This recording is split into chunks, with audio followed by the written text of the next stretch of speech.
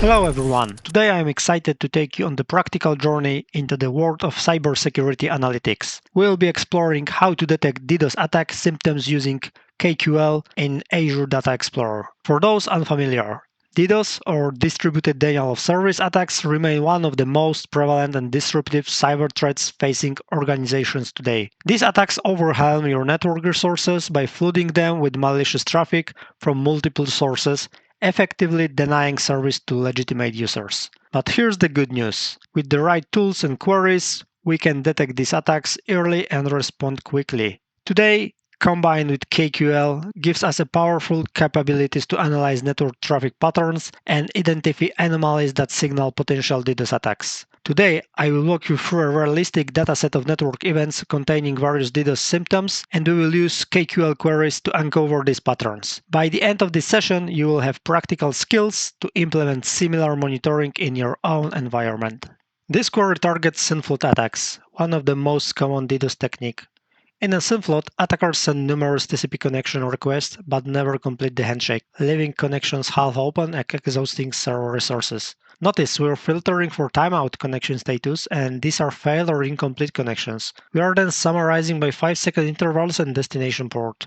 The count function gives us the distinct count of the source IPs. So in the true DDoS, you will see many different IPs contributing to the timeouts. We filter for intervals with more than 3 timeouts and sort the scanning. Look at this pattern. We see a cluster of timeouts on port 80 HTTP with multiple distinct IPs contributing. The 5-second windows with 5 to 6 timeouts from 5 to 6 different IPs. This is a classic synflood signature. Notice how this appeared in burst. This is the attack wave pattern. Now we are looking at volumetric attacks, when attackers try to consume all available bandwidth by sending massive amounts of data. This query sums all bytes transferred, both sent and received in 5-second windows, group by protocol. The thresholds for 5,000 is 5 seconds in our anomaly marker, with normally traffic rarely reach this level. This type of query helps identify bandwidth saturation attacks where the goal is simply to flood the pipe. Look at these numbers and see how many bytes of TCP traffic. Quite extremely high for a single server in this particular example. Notice that this is all TCP traffic, and if we investigate further, we can find out the large byte packets, for example from Amsterdam in this case. This is a classic example of the volumetric attack, so the attackers aren't trying to exploit the vulnerabilities, but just consume some bandwidth. Let's have a look at multiple IPs targeting same port. This is perhaps our most important DDoS detection query. It identifies the core characteristic of distributed attack, many different sources targeting the same destination port seamlessly. We are counting distinct source IPs per destination port in 5-second windows. When we see 4, 5, 6K or 1000 of the different IPs all hitting the same port in a short window, we can say this can be distributed or highly distributed part of DDoS. This query would catch both the synflood on port 80 and volumetric attack on port 443. The results are telling a clear story. Look at the port 80. In multiple 5-second windows, we see 5-6 different attackers sending requests. Of course, in this example, this is the small number, but just imagine 5K, 6K of the IPs. Also notice port 443. We have 5 distinct IPs all targeting HTTPS. These are the Amsterdam IPs, for example. They're large packets, 2 different attack types, both coded by the same pattern, multiple sources, single target, and concentrated time window. Now something more comprehensive. We are getting sophisticated, and this query combines multiple detection methods into a single comprehensive view. The extend operator with a case statement creates a new column called attack indicators that categorize each event based on suspicious pattern.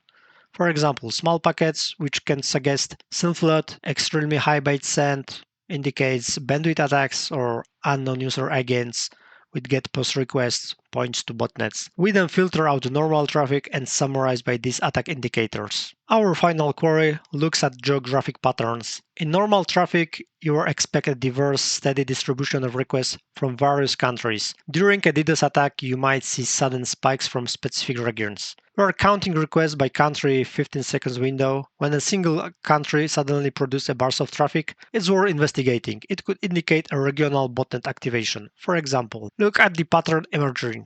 Russia shows multiple spikes through the timeline. China and India also have concentrated bursts, but notice how the Netherlands appears only during the volumetric attack windows. 5 requests from the Netherlands in the 15 seconds period, all during the high bandwidth attacks. This geographic lens helps us identify attack sources and potentially implement regional blocking if needed. So what we have learned today? Let me share the key takeaways. First, DDoS detection isn't about finding a single smoking gun. It's about recognizing patterns. The queries we have explored look to different pieces of the puzzle. Request frequency, connection status, bandwidth usage, port diversity, source distribution, and geographic anomalies. Second, effective detection requires multiple perspectives. No single query catches everything. By combining this approach, we built a comprehensive monitoring system. Context matters. The thresholds we used, 5 requests, 3 ports, 5,000 bytes, are examples. In your environment, you will need to baseline normal traffic and adjust these thresholds accordingly. Thank you all for your attention today. We've covered a lot of ground, from understanding DDoS attack patterns to writing simple but useful KQL queries that detect them in real time. Remember, in cybersecurity, visibility is a power. The queries we explored today give you that visibility into your network traffic. They transform raw data into actionable intelligence. Thank you and stay secure.